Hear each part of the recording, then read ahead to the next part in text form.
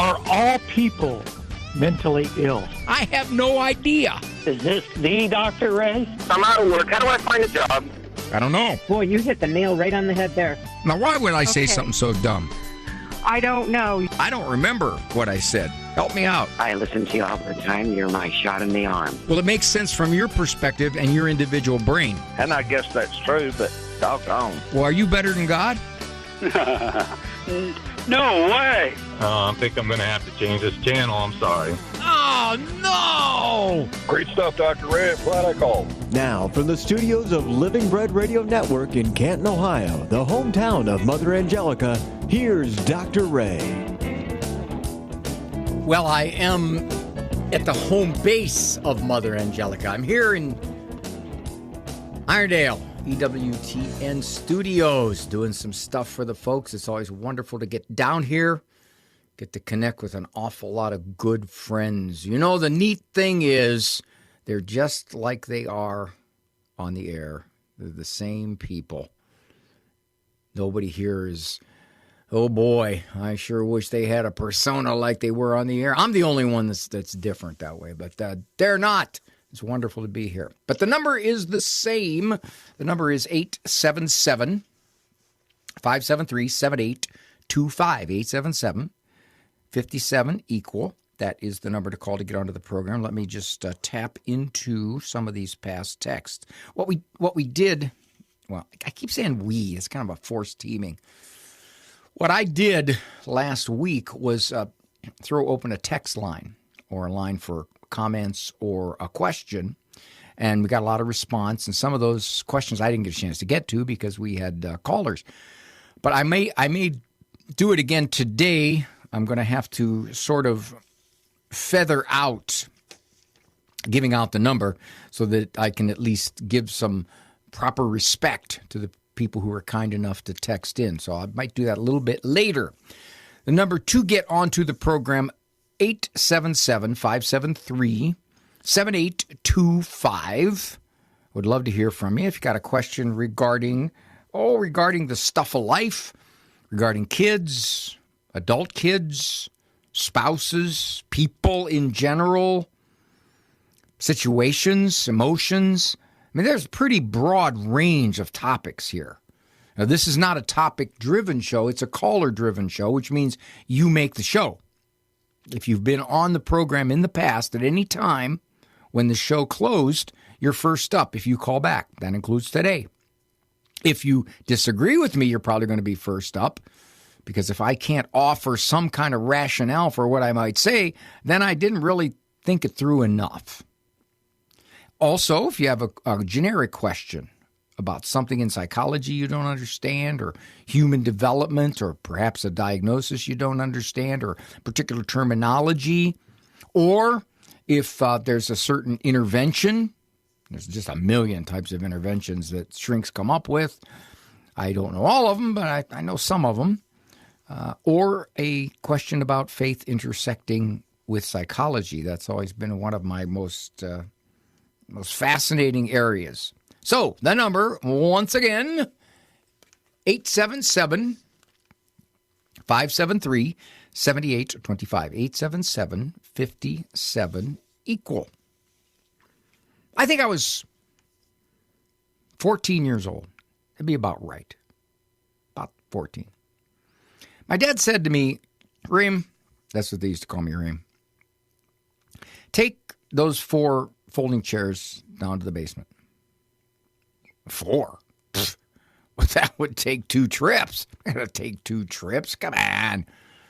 I'm going to cut my labor in half. I'm going to put 2 under each arm and take them down like that. You know how to carry folding chairs, right? You stick it under your arm, kind of like a crutch, and you grab where the seat folds up, and you can just hold it from there. Piece of cake. I'm 14, man. I'm a know-it-all. So I, walking pretty smoothly through the house, got to the basement steps, had the folding chairs under my arm, got ready to step down on the first step. It's only 9 inches down, right? Well, that was a 9 inches that those chairs didn't have, because They lifted me up off the ground. When I stepped down, the chairs, which were on the top floor, my kitchen floor, didn't go with me.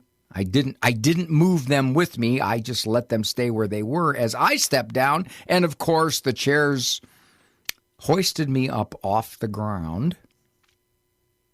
And I was Superboy all the way down the steps. I did not touch a step. Straight down all the way until I hit the basement concrete. My dad, who was in the bathroom at the time, heard the cacophony, the crash, came running. It sounded bad. He looked down from the top of the steps and he saw me down there with the chairs scattered around me. Ram, you okay? Yeah, I'm good, Dad. I'm good. And I was. I didn't hurt myself. It's amazing. If I did something like that now, shoot, I could do that now on 3 steps and hit the ground. I'm not sure if I'd get up. I'd have to press my life alert thing and have them come and pick me up. But then I was 14. God builds 14-year-old boys pretty sturdy because we're stupid and we do all kinds of dumb things, impulsive, reckless things. So he figured he better build us to be protected. And I was. I just got up.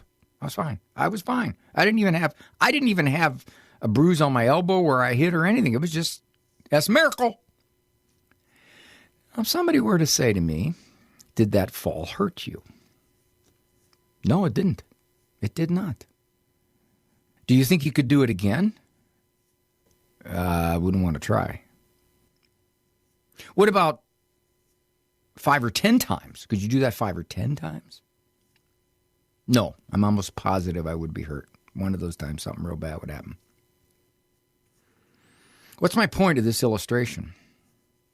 One of the more nonsensical things that people throw at parents is, oh, come on, let him watch it. Oh, come on, let him play it. Oh, come on, let him go there. It won't hurt him. And it may not. In the short term or the long term, it may not. My fall didn't hurt me. I survived it. However, repeating it would be dangerous. The idea that you allow a kid to do something that wouldn't be good for him because it won't hurt him is just flat out stupid. The question is not, will it hurt him? The question is, will it help him? That fall did not help me. I stood up. By the way, I did get the chairs down in one trip. I didn't have to take 2. Oh boy, Sue, you got the same question I had. Boy, you and I are going to be on the same wavelength on that one. So in fact, when somebody says to you, oh, come on, that's not going to hurt him. Let him watch it. Or that's a video game that's real popular. It's not, come on, your kid's a good kid. He's not going to go out and hurt somebody.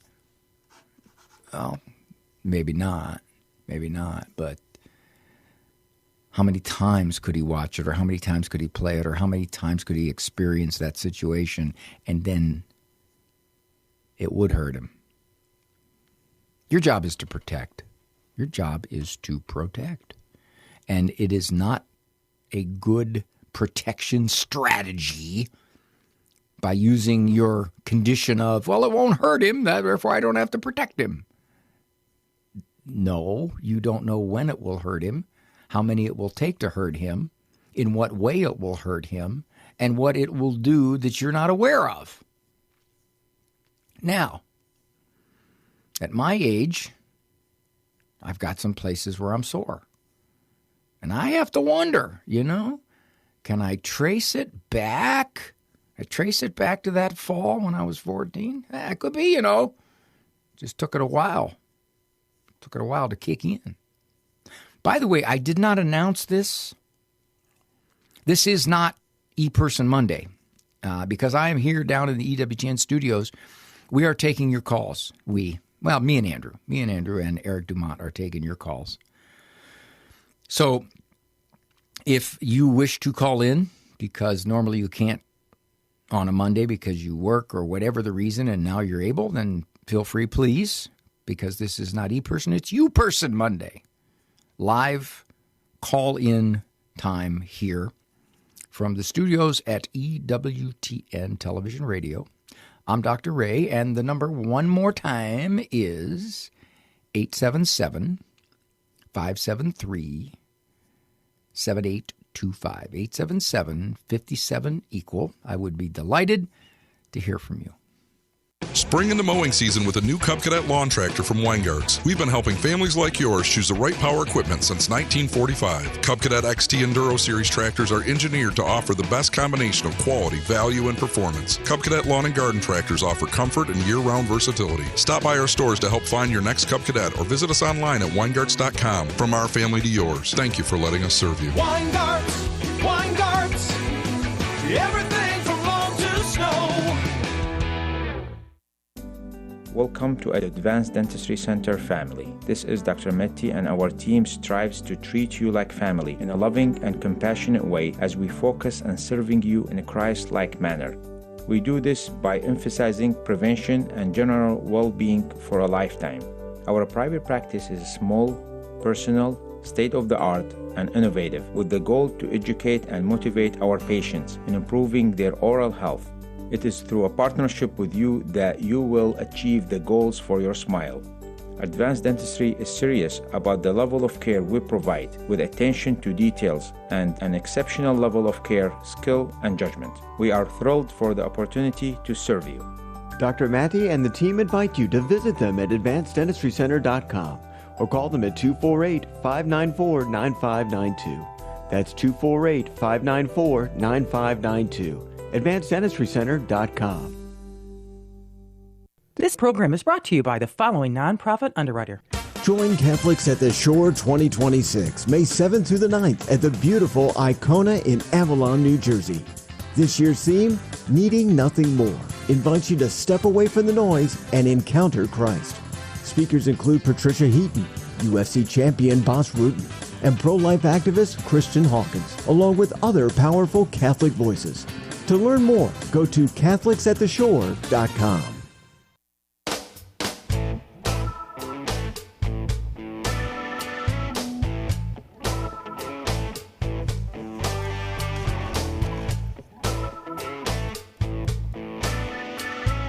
Very nice to have you with me here on The Doctor Is In. I'm Dr. Ray Guarendi. I'm down at the EWTN studios. I am not in Canton, Ohio. I'm doing some podcast tapings down here, as well as a couple of TV shows. So I'll be here for the next few days, broadcasting from here. This is not ePerson Monday. This is YouPerson Monday, because we're taking live calls today for a lot of reasons. But the number is 877-573-7825. And Sue from Sioux City, which is really kind of neat to have the city named after you. I'd like to go to some place called Ray City. Although, interestingly enough, my nickname is Hobbs. The unnatural, best there is, best there was, best there ever will be. Well, there is a Hobbs, New Mexico. And I took a picture of it when I was there. I spoke there. And it was just great. I sent it to my wife. I said, honey, they had this city named after me. So Sue's calling from Sioux City, and she took longer than I did, but we both had the same question mark. Hi, Sue. Hi. Well, my dear, tell me, you were out of the church since the 70s.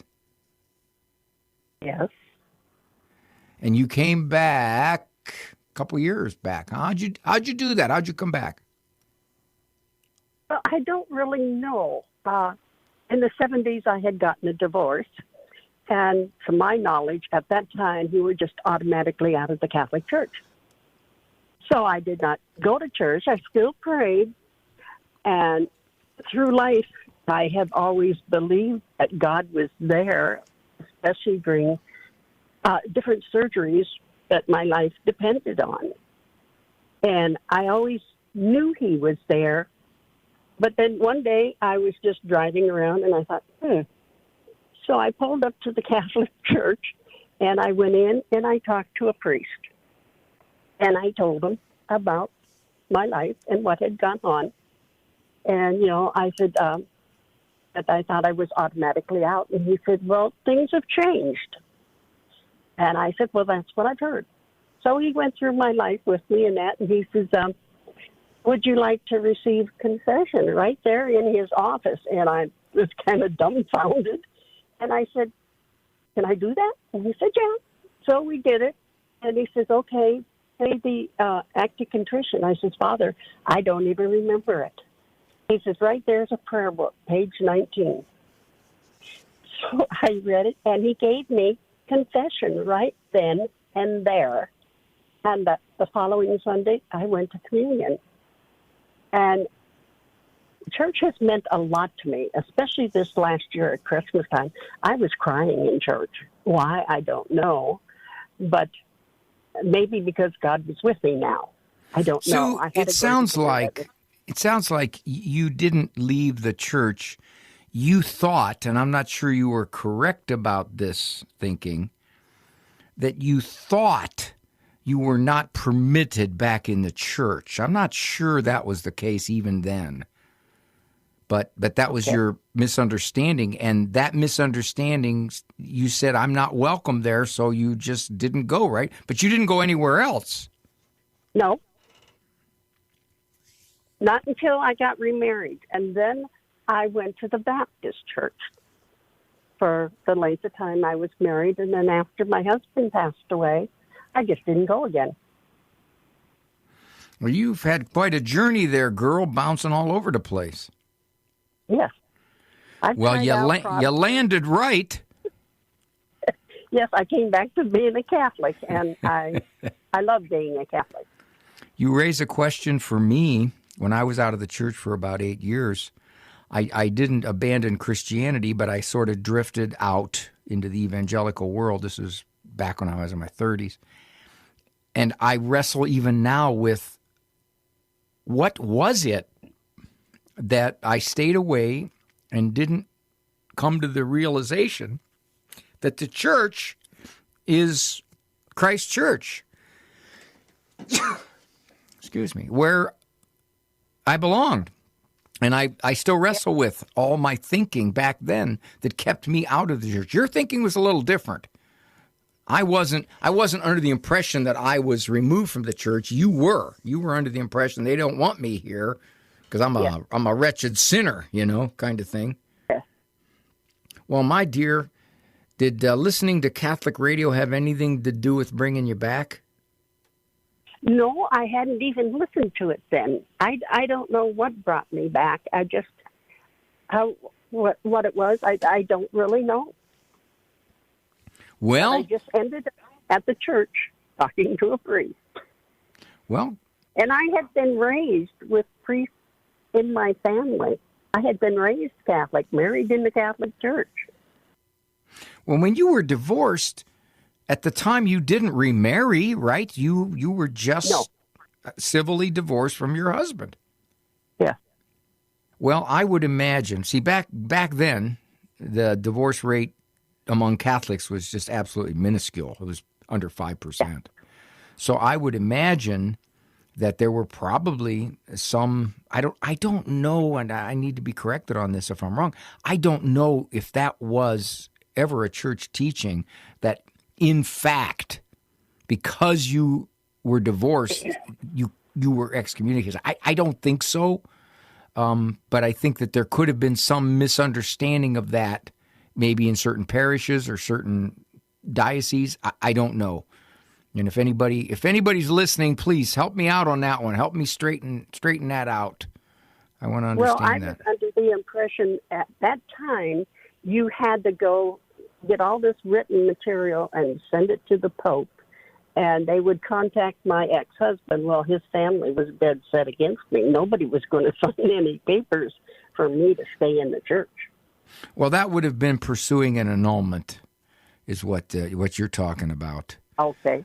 And that is done normally at the diocese. You don't have to go through Rome to do that. But I'm just so glad. The end of the story is that God pulled you back. And that... And I'm 84 years old. Bless your heart, honey. Well, you know, in eternity, you're just an absolute youth. Well, my grandmother was a great teacher. She go. never said anything bad about anybody, and every night I'd see her sitting there saying her prayers, which I do the same and always have, even though I wasn't going to church. Well, I believe that's probably what kept you connected to our Lord, and he said, okay, in the journey for Sue here, I'm going to pull her back because you never abandoned him. In what you understood, you stayed close to him as you could. Sue, good story. Thank you so much for sharing it, dear. Thank you so much. All right? You're welcome. You're welcome, honey. Bye. Oh, that's nice. That's nice to hear. Okay, I'm trying to think. I probably got time. I'm gonna probably be interrupted. Maria from Virginia. She's running into a real common grandparent situation. Hi, Maria. Hi, Dr. Ray. How are you? Man, you sound awful young to have a 14-year-old grandkid. Oh, honey, I got a 20-year-old. I was a grandmother at 48. I was going to say, you got married in kindergarten. No, I got married at 21, and I was very blessed. We're very blessed. My husband and I have 4 children and 13 grandchildren, and you know, it's very it's a wonderful life, but just running into some you know, a little bit of difficulty with you know, my husband. He's a great, wonderful grandfather and everything, but we're just trying to figure it out. With trying to be, I had everybody over for Palm Sunday, and you know, the 2 boys that I had, a 14-year-old and a 16-year-old, and they love each other as cousins, and they get into a little mischief. So just, you know, how to how to keep it all together, you know, get a little angry if they do things in the neighborhood or something like that. So what did this 14-year-old do? What did he take that you had to discipline him for? Well, he opened up a new box of actually tennis balls that we had just gotten, and they were just throwing them around and doing that, which, you know, that was a little hard on my husband. He likes to keep his things a certain way, and so he got a little angry at him. And then you know, one of my daughters and her husband left pretty quickly. So what do I do? They didn't like the fact that your husband scolded them for taking his stuff. That's right. They didn't like that. Yep. Now, I would think... That's basically the crux of the matter. I would think, though, that if they're going to get angry because your husband, in their opinion, was too harsh... If they're going to get angry... Probably that's the case. Probably this would have happened before. I mean, the kid's 14 years old. Weren't there times before that you had to discipline him and they didn't like it? No, not too much. I mean, we're pretty easygoing. I mean, I mean, we've been grandparents for 20 years. My second oldest daughter has a 20-year-old. It was his birthday we were celebrating. I mean, you know, when you have 13 kids over and they get together, it gets a little wild. I'm a little easier going probably than my husband, though. This is the first time, then, that in their opinion, I'm going to have to let you. I'm going to clarify this on the other side. You stay there, Maria, okay? Just don't leave me. Don't leave me, Maria, because I just met a girl named Maria. 877-573-7825 is the number to call to get onto the program. I want to kind of comment a little further on this. This is not ePerson Monday. We're taking calls today. I am down at EWTN wanting your calls. Got a lot of time left, a lot of lines left. I want to hear from you.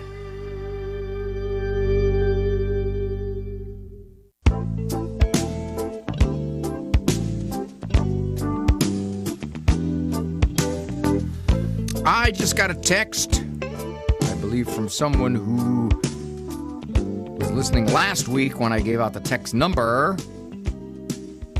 They are informing me that there is a Raymondville, Texas. God bless Texas. Thank you. Thank you for that heads up. 877-573-7825. Maria's calling from Virginia. Here's what's happened.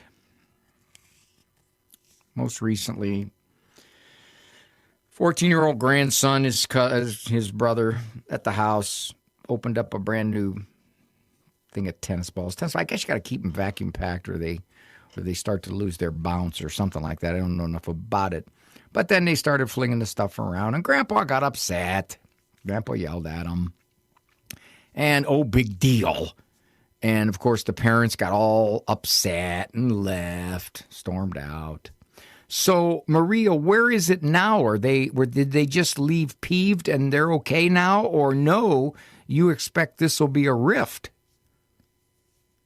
It'll be a rift. Here's what I think. Oh. I think that.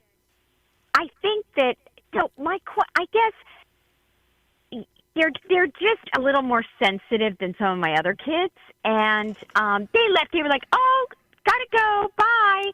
And they in a text message, everything seemed fine. I don't think it's going to be a long-term thing. My question really is, should we even bother with disciplining or just be lovely and happy all the time? In my grandparent book, I have a book called Being a Grandparent. And in it I have it, but I probably should have read it. That's exactly right, or you wouldn't be in this trouble right now, Maria.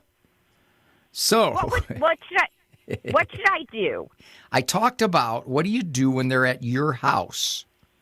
Yes. Couple of variables. Okay. One, all right, are the parents there? If the parents are there, you got to be careful. You really got to be careful. Yeah. Because unless they're doing something that assaults your house or your property or is incredibly disrespectful to you, you generally just let it go. If they're being obnoxious with their parents or their dads. Okay, so that's it. If the parents are not there, then it's your house rules. Here's what seems to me the crux of your situation, which is big deal. So they got upset because Grandpa yelled at them. So what? For heaven's sake. Adults used to yell at kids. Probably adults still do yell a lot at kids. But the problem is, I can just imagine if one of my kids would have got yelled at by a relative, I would have said, well, maybe they didn't handle it right, but you didn't do what you should have done, so let it go. I wouldn't have taken the child's side, which it kind of sounds like your kids did. I think they do that more than they should. Well, that was my next point. I mean, if they're going to huff off simply because Grandpa got irate over something they did wrong, by the way, it's not a matter of they didn't even do anything wrong. They assumed that his property was their property and they could just do with it what they wanted. Okay. And it seemed a little disrespectful. So, well, of course it was. My husband, and of course it was. He's. Well, I got a feeling, Maria, that your husband, down deep, thinks those boys are kind of undisciplined, and because of that, probably yes, that is true. Yeah, I know it's true, and because of that, he's frustrated with them. So when they go and they do something that he sees as, wait a minute, that wasn't yours. You just took it upon yourself like you own it.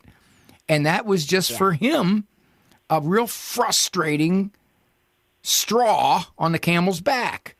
Okay. So what do you do from here? Well, I probably would say, Grandpa's probably not going to apologize because Grandpa didn't think he did anything wrong. So he's not going to say I'm sorry. I think actually he sent them. He told me he sent them a text because one is from one family and one is from another family. They're cousins. So but the one that is more sensitive didn't text him back. Okay. Well, it's kind of you. It is kind of you to say he's more sensitive because from what you're describing. I'm just hearing, no, he wants to do what he wants to do, and don't correct him. Never mind. That's Uh-huh. I know you were going to say I know you're going to agree with me because you're just trying to be a nice grandma.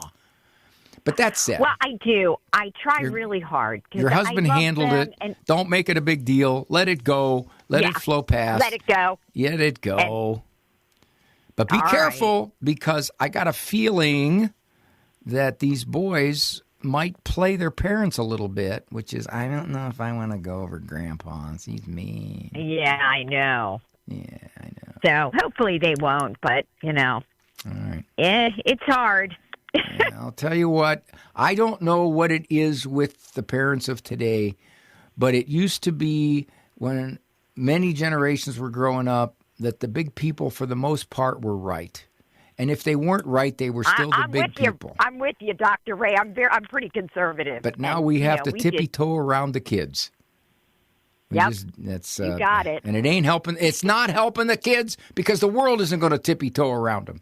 All right. Thanks, Maria. No. I'll talk to you, honey. Let's go to an anonymous mom who's okay. She says she's okay. Either that or that's where she's from.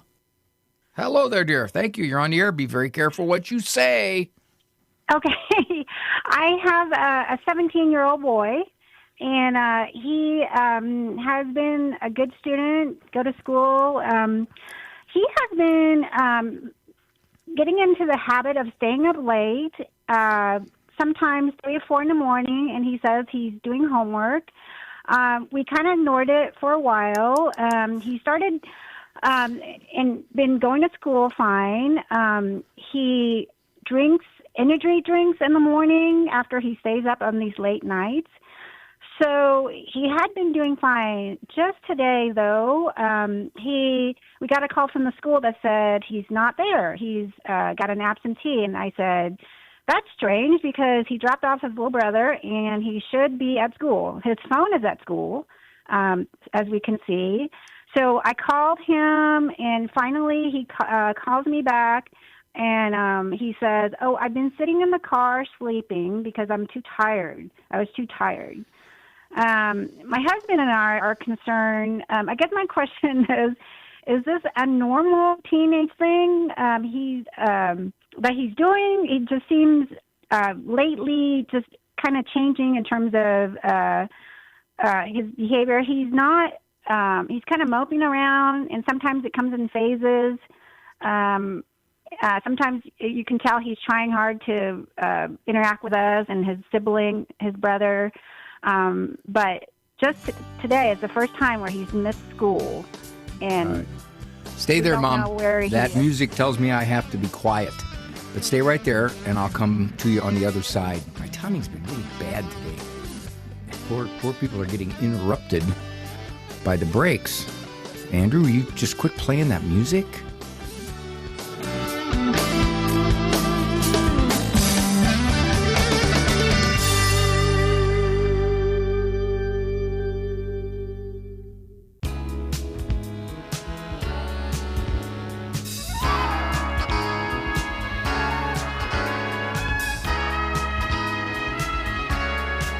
Sometimes, I'll admit it, this is one of my faults here. It's kind of an uppity fault, that I will use big words, and I'll try to sound smart, and I'll just use these big words and I don't always know the meaning of them, just so I can sound more photosynthesis.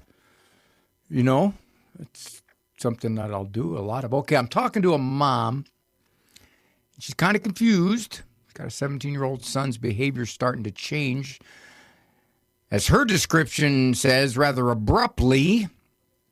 However, I can't make the diagnosis from here. She's asking if some of his behavior is normal teenage behavior.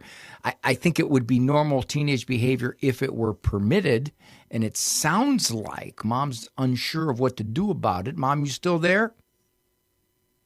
Yes, I'm still there. Okay. Just to give you a background, we have 5 kids. He's the youngest. He's the 4th in the order, and so we've had 3 older siblings they're out of the house now. They're older. 2 boys and a girl older than him. And so he's number 4. And it's just kind of throwing us for a loop because I guess I shouldn't compare them, but they're all different. I know, but this has been you said something key. You said something key, dear. Yes. You started right out saying it, and I think, and I can't diagnose your son from here, but I think this could be an absolutely critical factor in his behavior, and that is you are permitting him to stay up till 3 or 4 o'clock in the morning on his phone. Now, what is he doing on? First of all, even if he were just scrolling American History Channel, he's up till 4 o'clock in the morning. So that's just horrible, horrible, horrible pattern. 2, he's probably not scrolling innocent stuff. That could be part of the problem with his what seems to be.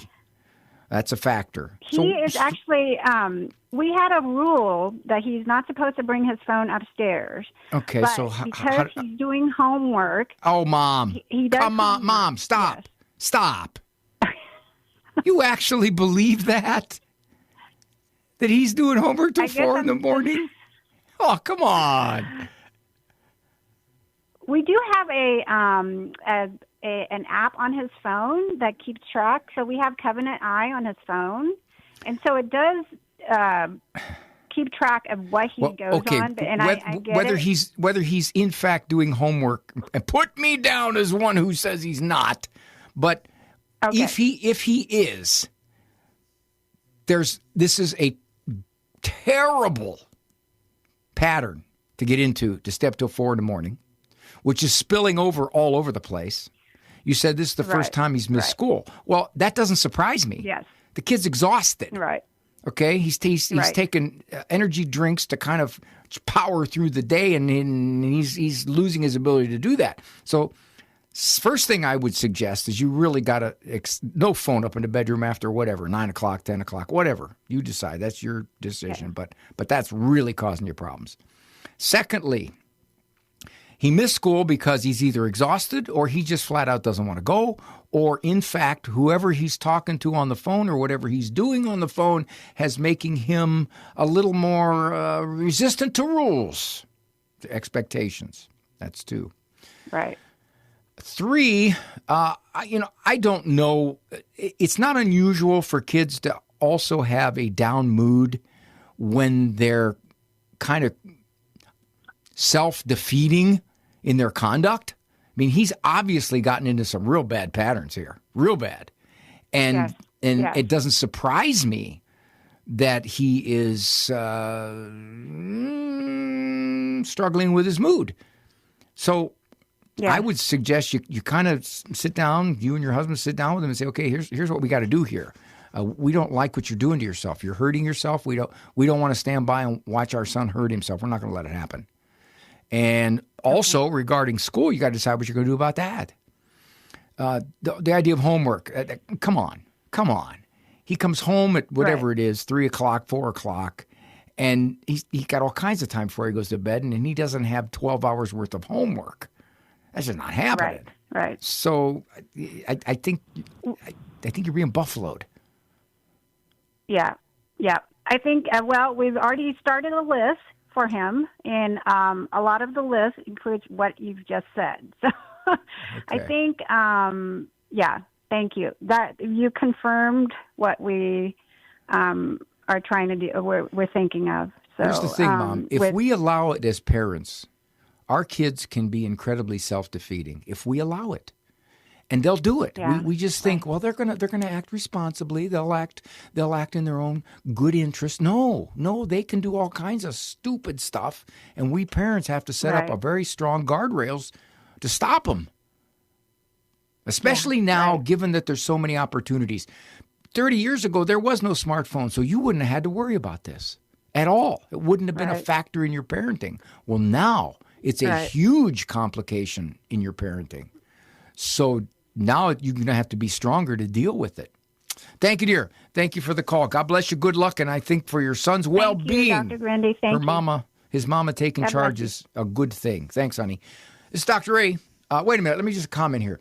Judy called, and she said, and Judy, I hope you're still listening. She said she felt like she was not welcome back in the church. She felt the same way, that people were shooting daggers at her when she was at church after getting remarried. So she never went back.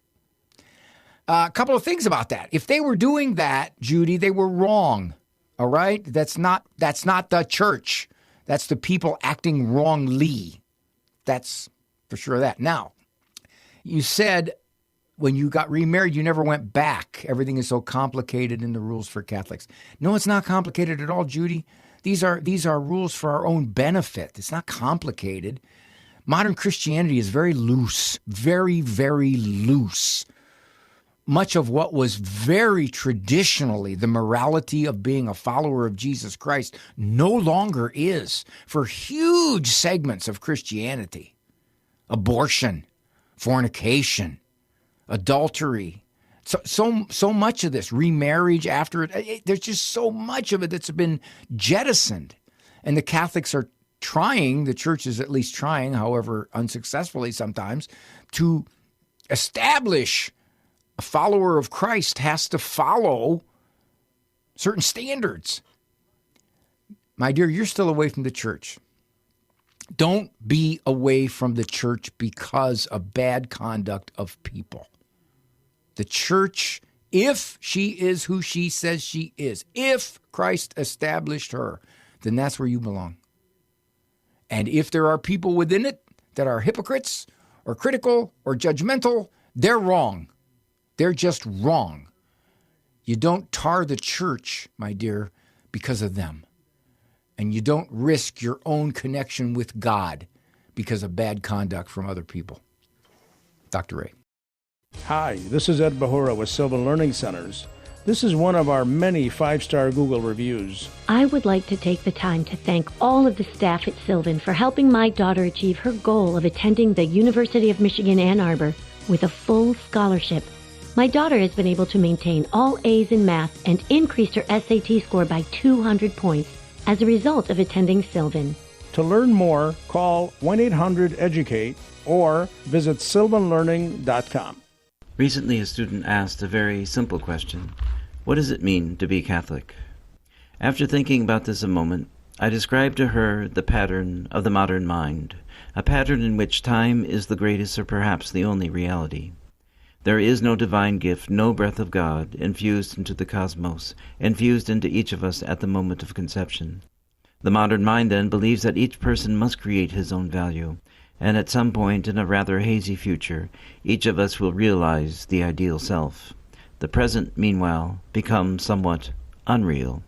Not the place we're supposed to be, only some preparation for that place. And as for any suffering in the present, it is an obstacle to self-advancement.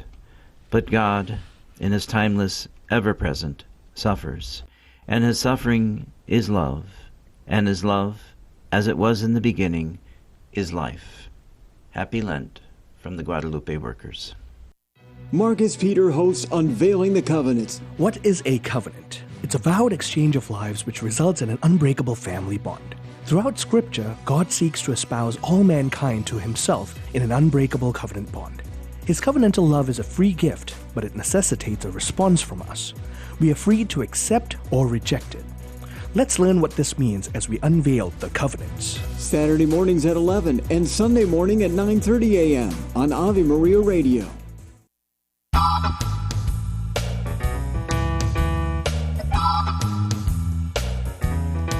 Well, we got a slew of questions from folks whose marriage or divorce or situation has caused a lot of struggles for them. And it's the same thing here with Mel. She's a revert, but she's really struggling with going to Mass. Hi, Mel. How come you're struggling with going to Mass, dear? Hi, how are you? I'm okay. Initially during the Lenten season, I've kind of tried to, dive deeper into my relationship with God. I feel like I've come a long way, except for the fact that I feel like my anxiety seems to intensify every time I think of actually going to church. I was married and divorced. I had my marriage annulled a long time ago. When I remarried, we did not get married in a church, but I actually received my annulment after I was remarried. But we never went ahead and had the marriage blessed in a church. But I had really fell away from the Catholic Church for a number of years. I continued to raise my children Catholic. I sent them to CCD, and they made all the sacraments, and, you know, I went along with them, but I kind of was doing it half-heartedly.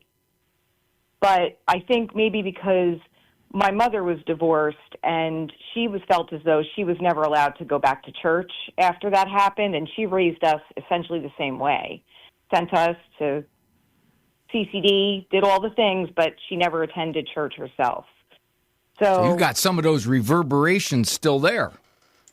I feel that that's part of the problem, and I want badly to go back to church, but I do know that I want to receive communion. Like, I really feel like I'm being pulled to do all of that, and I know that if I go to confession, I will not be absolved because I'm still essentially doing what the church doesn't want me to be doing, and that's well. What is stopping you from getting your marriage blessed in the church?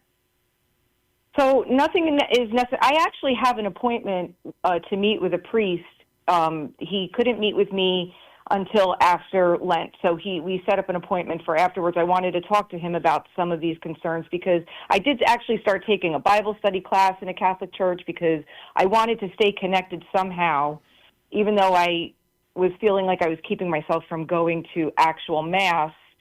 So it has been helpful. It's brought me a little bit of peace, but as I dive deeper into all of these, I guess if you want to call them expectations of the Catholic Church, that my anxiety intensifies. I feel like it's not going to be enough what I want to try to accomplish or do in order well, to let's straighten out your thinking here, Mel.